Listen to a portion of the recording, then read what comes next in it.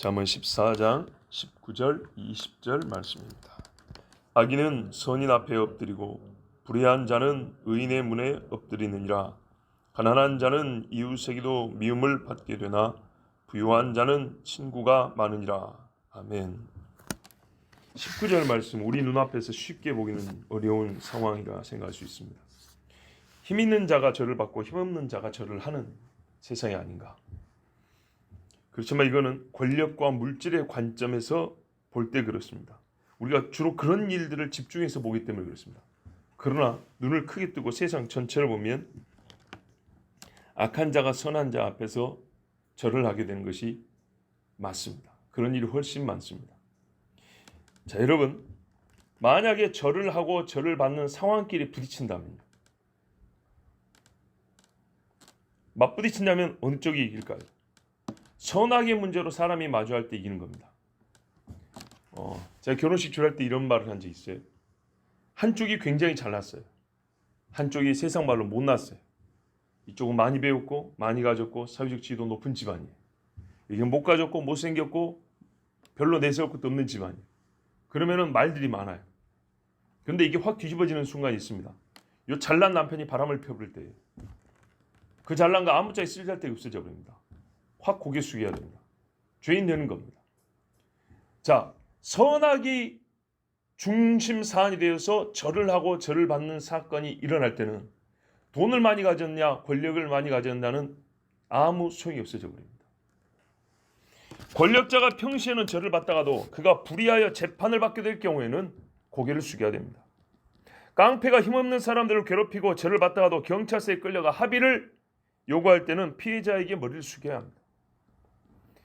그리고 이때의 머리 숙임은 아랫사람이 자기보다 높은 사람에게 겸손히 머리를 숙이는 일 다음으로 한편 아름답게 보이기도 합니다.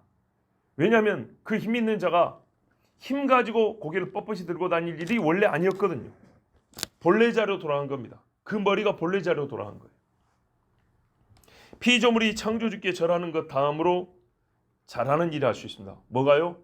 잘못한 사람이 잘못 없는 사람에게 내가 잘못했습니다 라고 고개를 숙이는 일은 잘하고 아름다운 일입니다. 성경의 예를 들어볼까요? 요셉의 형들이 요셉을 팔았습니다. 죽이려고 했다가 그냥 죽이면 남는 게 없으니까 차라리 죽이는 것과 매한가지 종으로 팔아버리자 했습니다. 명분은 좋았습니다. 어떻게 형제 피를 흘리리요? 유다가 그랬습니다. 그러나 그건 아주 못된 마음이었습니다. 죽든지 말든지 상관없다 하고 돈이나 벌자는 것이었습니다. 아버지께는 죽은 아들로 보고를 했습니다. 그러니 이 집에는 이 아들이 죽은 겁니다. 팔려간 것도 아니고 죽은 아들입니다. 얼마나 못된 생각입니까? 자, 그랬는데 나중에 이 형들이 어떻게 됩니까?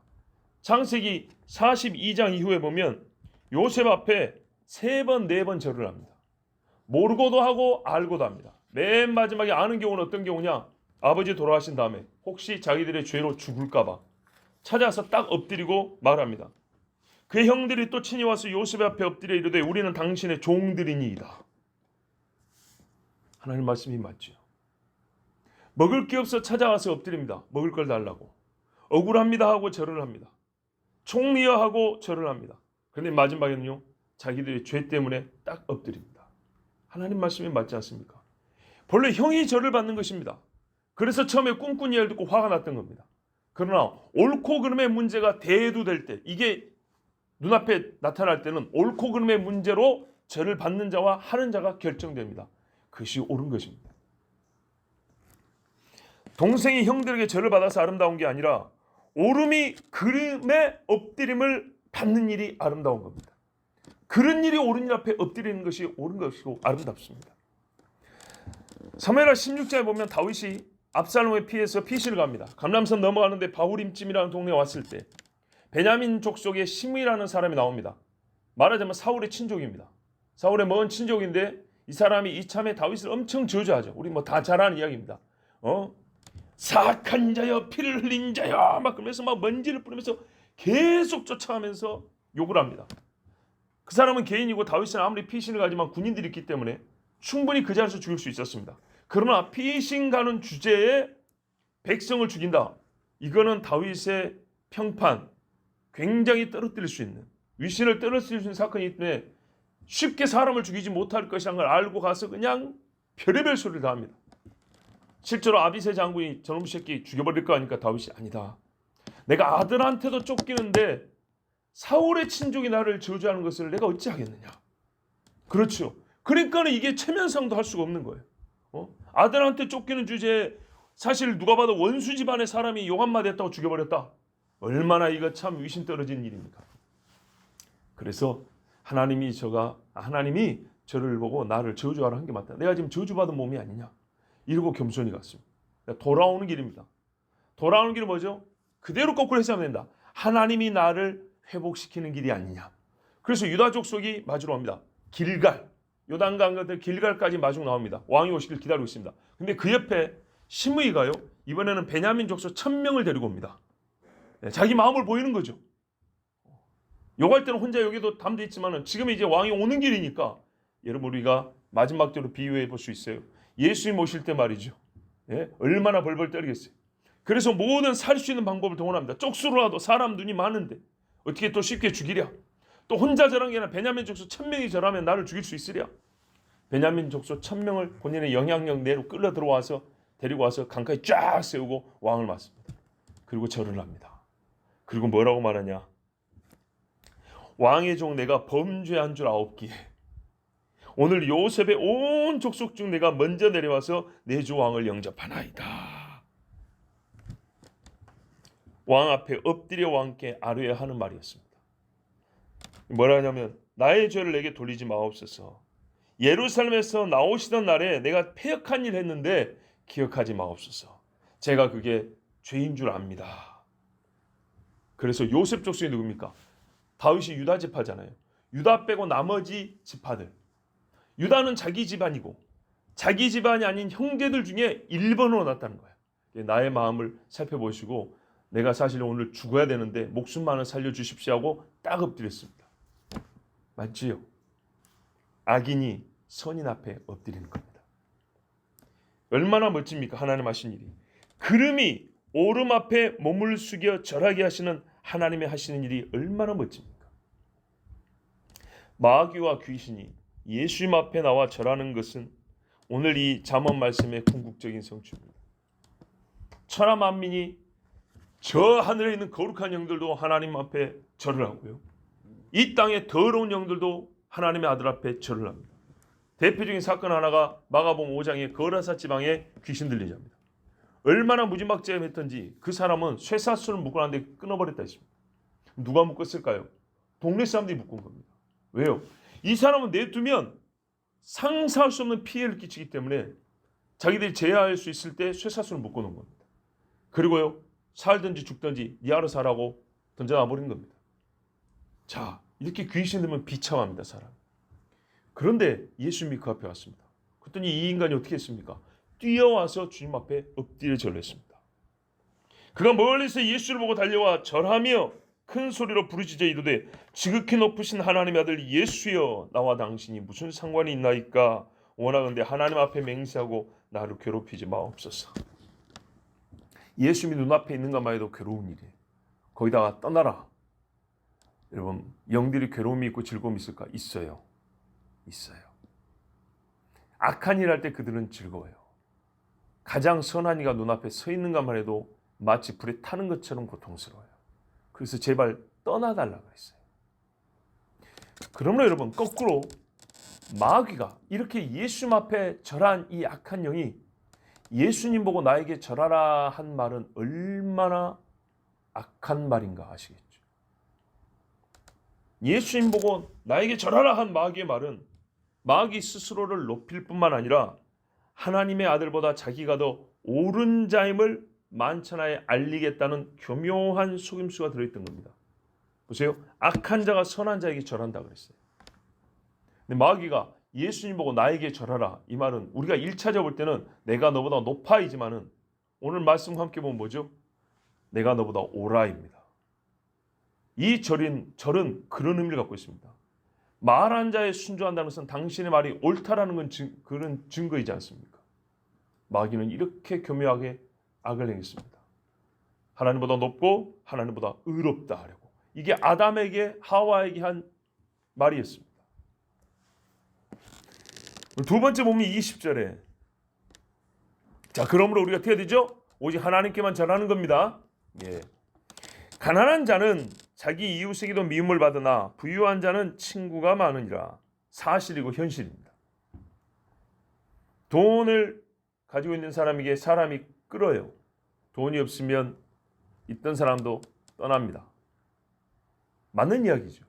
예, 너나 나나 할 것 없습니다. 한편으로는 떠나는 이유 중에 이런 것도 있어요. 가난한 사람 옆에 있으면 그가 부담될까 봐 떠나주는 경우도 있어요. 자, 그런 일은 거의 없습니까? 그런 경우 있잖아요. 가난한 친구가 옆에 있는데 내가 계속 옆에 있으면 얘가 나한테 밥도 좀 사야 될 것 같고 뭘 좀 해줘야 될 거 부담되잖아요. 가난한 집에 갔는데 그 집에 내가 오래 앉아 있으면 이 사람이 뭐 때가 되면 뭘 줘야 될까 미안해서 어떻게 빨리 나오는 경우들 있죠. 그런 경우가 드물지만 있는 거예요. 자, 오늘 이 말씀에는요. 그러니까 돈을 많이 벌어서 미움받지도 말고 친구도 많이 사귀어야 된다. 그런 뜻으로 주신 말씀 아니지요. 예. 그러면 완전히 세속계 가르침과 하나도 다르지 않습니다. 그러니까 많이 벌어야 돼. 안 그러면 너 외로워하면 막 친구도 없어. 이거는 일반적인 이야기고 성경에서 그 이야기 하려고 하나. 뭔가 목적이 있어서 하나님은 사실을 기록해 놓은 거예요. 보세요. 가난한 자에게는 이웃이 있었는데 멀어져 가고 미워한다. 사실이에요. 이 사실을 기록할 때는 목적이 있기 때문에 어떤 사실을 말해주고 그 사실로 말미암아 하나님의 목적하신 뜻을 전달해 준단 말이죠. 뭐 어떤 뜻이 이 안에 담겨 있을까? 이게 부자 되란 얘기냐? 아니면 가난할 때 친구 떠난 놈들은 다 못된 놈이다 그런 말인가?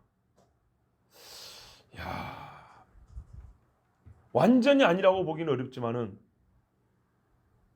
이 정도가 바로 사람의 생각이란 말이죠. 하나님 무슨 뜻이 있을까? 그래서 좀 묵상을 해봤어요. 몇 가지 말씀을 통해서 깨닫는 바가 있었습니다. 첫 번째는요. 친구 사이, 사람의 관계는요. 바탕이 되는 그 관계의 바탕이 되는 것이 있어요. 마음이든지 어떤 조건이든지. 친구 관계는 우정과 의리, 믿음에 바탕합니다. 본래 그래야 됩니다. 그런데 이 신과 의의 바탕을 두는 것 같지만 이득과 즐거움을 이유로 하여 형성되기도 한다는 것을 깨닫게 해줍니다. 친구인데 돈이 있어서 친구 되는 경우도 있다 그 말입니다. 의리도 아니고 우정도 아니고. 세상에서 맺어지는 인간관계는 근본적으로 각각 관계가 다르면 다른 원인과 성격을 가지고 있습니다.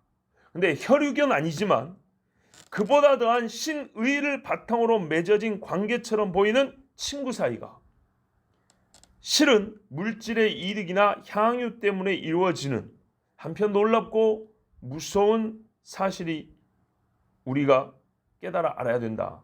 그런 사실을 알아야 된다는 겁니다. 사실 너나 나도 할 것 다 그렇습니다. 이 경우는 왜 그러냐? 지나치게 믿지 말란 얘기죠. 두 번째는요. 바로 이 첫 번째 사실로부터 물질은 단순히 중립적 성질을 가진 무엇이 아니라 사람의 속마음을 감추게도 하고 가장 은밀한 개교를 부리게도 만드는 어떤 힘, 한편으로는 좋지 않은 힘을 가지고 있다는 걸 알아야 합니다.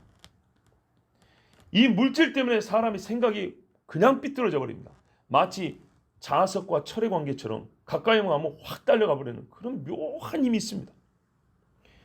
취함과 버림이 무감정에 의해서 이루어지지 않습니다. 사람이 무엇을 취하고 버릴 때는 아무 생각 없이 감각 없이 하지 않습니다.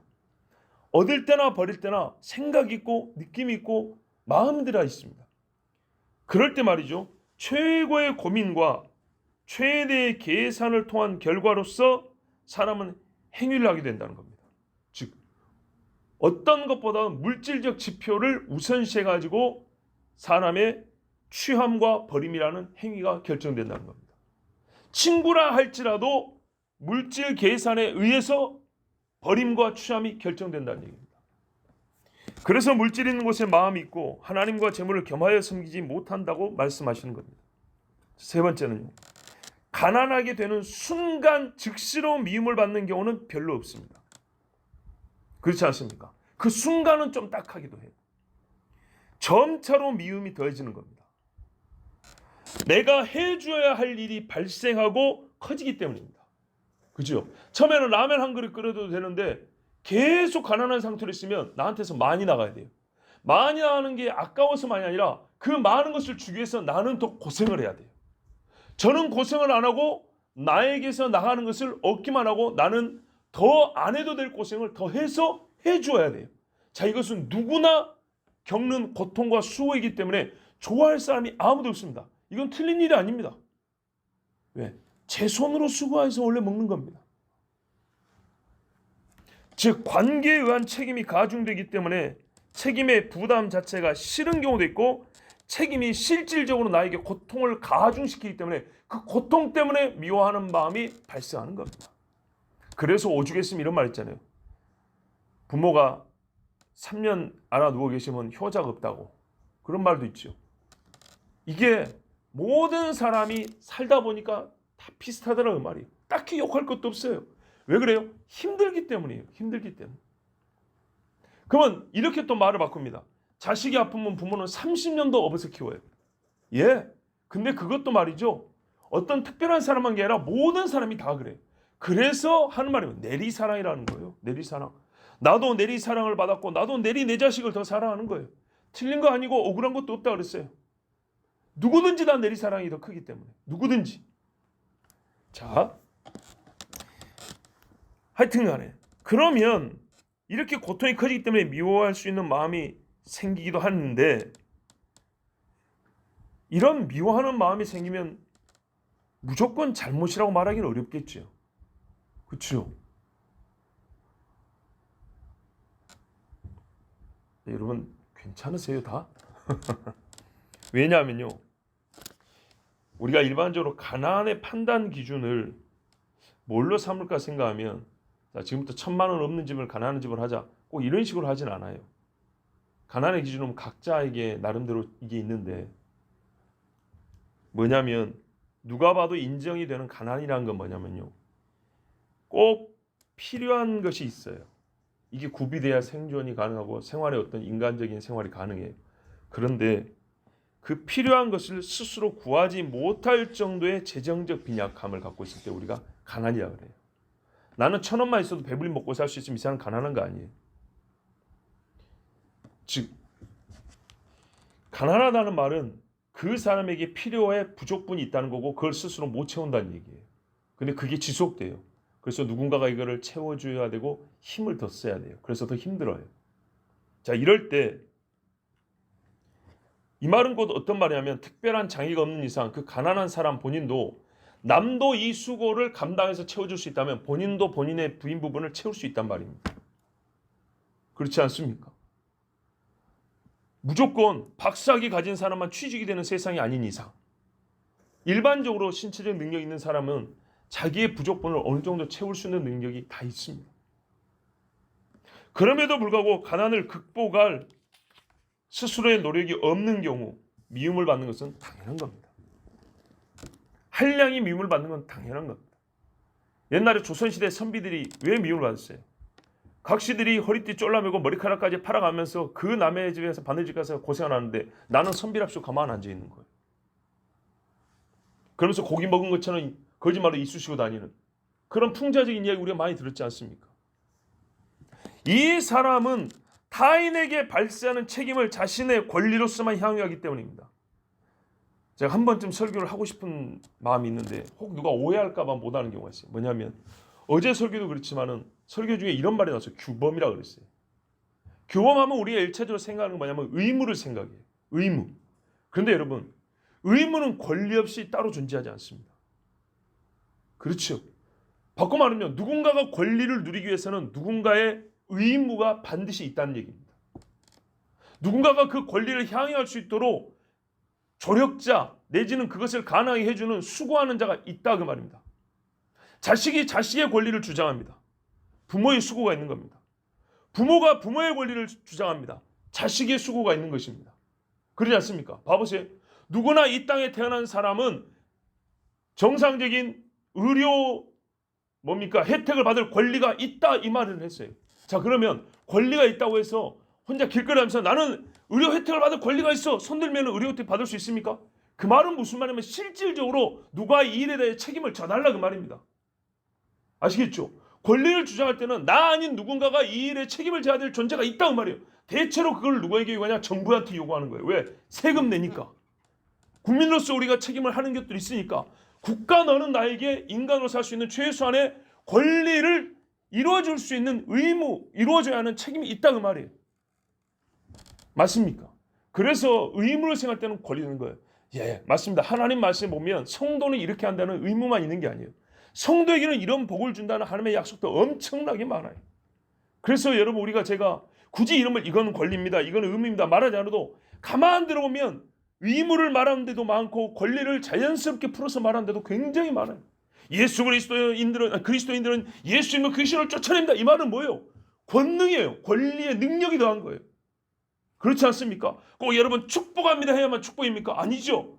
성경을 암송하는 너에게 두뇌가 나이가 들어도 총기가 잃지 않고 주님 앞에 설 때까지 맑은 정신을 유지할지어다. 이거는 어떻습니까? 이거 축복이죠. 우리가 이런 게 약해요. 이름을 붙여야만 그게 있는 것 같아요. 안 그래요. 이거는 권리입니다. 말하지 않아도 권리의 내용을 말해주면 우리가 권리를 얻는 거예요. 축복합니다는 말하지 않지만 그거는 내가 한 말을 설명해주고 다시 이름을 붙인 거고 축복의 내용을 선포하는 거예요. 여호와는 내게 얼굴빛을 비춰주실 것이라. 여호와는 여호와를 경외하는 너에게 건강을 주실 것이라. 이게 축복인 거예요.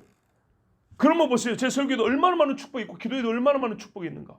자, 권리와 의무, 성도에게 권리가 있어요. 그런데 말이죠. 가난한 자의 문제, 우리가 자칫 조심해야 될 문제가 뭐냐면 본인은 남에게서 도움을 받을 권리만 있고 누군가는 나에게 권리를 향유하기 위해서 수고하고 의무를 부담한다는 것에 대한 생각이 부족합니다. 그 사람은 마땅히 그래야 되고 나는 이 권리를 누릴 마땅한 것이 있는 것처럼 생각하는 경우에 꼭 그렇지 않아요. 그건 마땅한 것이 아니고 은혜인 거예요. 은혜. 아시겠죠? 우리가 구원을 권리로 주장하는 게 아니에요. 은혜로 받는 거예요. 누군가가 나를 도와줄 때 나는 권리로 그에게 요구하는 것이 아니고요. 그가 나를 사랑해서 은혜로 주는 것을 우리는 감사해 받는 거예요. 자, 네 번째입니다. 부유한 자는 그래서 굉장히 깊은 분별력이 필요합니다. 이 사람은 재물을 얻었지만 누가 진정한 친구인지는 알 수 없는 길로 스스로 들어갔기 때문입니다. 그래서 돈이 많을수록 사람이 표현하자면 지혜로워야 합니다. 돈을 바르게 써야 되겠지만 자기 옆에 있는 사람이 진실로 어떤 마음을 갖고 있는지를 알아야 되기 때문입니다. 가난한 자 역시 겸손한 자기 통찰이 필요합니다. 나를 미워하는 자를 전부 다 악인으로 몰아갈 수 없습니다. 전부 다 악인으로 몰아간다는 뭐예요? 너는 나를 도와줄 의무가 있어. 나는 그 의무를 받을 권리가 있어. 이렇게 쉽게 생각이 넘어가는 경우가 있습니다. 또 서러움에 자기 연민에 빠질 수가 있습니다. 그래서 모든 자기를 향한 부정적인 생각을 그들의 잘못으로만 치부할 수 있는 위험한 사고, 그런 이 관념이 생길 수가 있습니다. 부자가 되면 친구를 잘못 사귈 가능성이 커진 것처럼 가난해지면 나를 미워하는 자를 모두 악인으로 몰아갈 수 있는 새로운 잘못된 사상이 구축될 배경이 형성되었구나 하고 자기를 조심해야 됩니다. 그러므로 본문은 가난하다고 하여 미워하는 자들과 재물을 잃었다고 하여 멀리하고 모른 척하는 이웃과 친구를 보면서 1차적으로 인간의 속물적 근성과 관계 형성의 바탕에 건전치 못한 진실들에 대하여 우리를 정직하게 마주해야 합니다. 그렇구나, 우리는 이렇게 속이 썩은 존재들이구나, 우리는 죄인이구나. 동시에 가난한 자 본인 역시 나의 가난함이 누구에게 어떤 새로운 변화를 야기하는지에 대한 신중한 고찰이 있어야 된다. 내가 가난할 경우에 내 주변 사람에게는 어떤 변화가 일어날까? 나의 마음에는 무엇이 새로 발생하는가? 부자보다는요, 가난한 자가 자기 의라는 마음이 발생한 가능성이 커집니다. 희한하게 그렇거든요. 가난한 자는 더 깨끗한 것처럼 여겨지거든요. 그렇지 않아요? 아브라함은 부자 중에 부자였지만 의로운 사람이었어요. 욥도 마찬가지입니다. 나의 마음에 자기 의라는 정당성이 결여된 어떤 정당한 이유도 없는데 희한하게 그런 마음이 생겨요. 새로운 사고관이 형성되지 않도록 일깨워주는 말씀으로 오늘 말씀을 들을 수 있어야 합니다. 거기까지, 지혜로운 자는 거기까지 미쳐야 됩니다. 다시 말하면 하나님 앞에 하나님께서 세워주신 인과 의와 신이 없는 가짜 이웃, 거짓 친구로 살았던 죄인됨을 스스로 회개하고 가난함 자체에 대하여 단 한 번도 의롭다 한 적이 없는 하나님의 판단을 배제한 채 재판할 때도 가난한 자라고 두둔하지 말라 그랬어요. 부자고 힘 있는 자라고 편들어주지 말라 그랬어요. 하나님은 가난함 자체를 두둔하고 편들어준 적이 한 번도 없어요. 가난한 자를 도우라고 했지. 그래서 가난함이 옳다라고 말한 적이 없어요. 그렇게 하나님은 가난함 자체에 대하여 한 번도 의롭다 한 적이 없는데도 불구하고 가난한 나를 떠난 자들의 속되고 신이 없는 마음으로부터 곧장 그러므로 저들이 거짓이기 때문에 나는 의로워. 자기 의의를 새로 발견하는 묘한 재주를 부려서 스스로 의인되는 일이 없어야 합니다.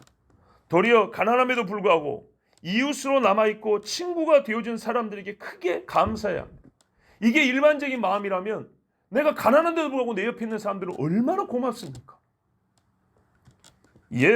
신자는 마치 요셉이 형들에게 아우로 남아있었던 것처럼 총림에도 불구하고 아우로 남아있었던 것처럼 가난한 자에게 이웃이 되어야 합니다. 자기도 훨씬 못한 사람이잖아요. 그래도 여전히 형제로 남아있었습니다. 이웃으로 남아있었습니다. 또 형들은 영육 모두가 가난한 자기들에게 친구로 위로하며 구해준 아우에게 절을 해야 맞는 것입니다. 하나님께서 정말 잠언을 계속 읽어가는 우리에게 더 큰 은혜를 계속 부어주심을 깨닫습니다.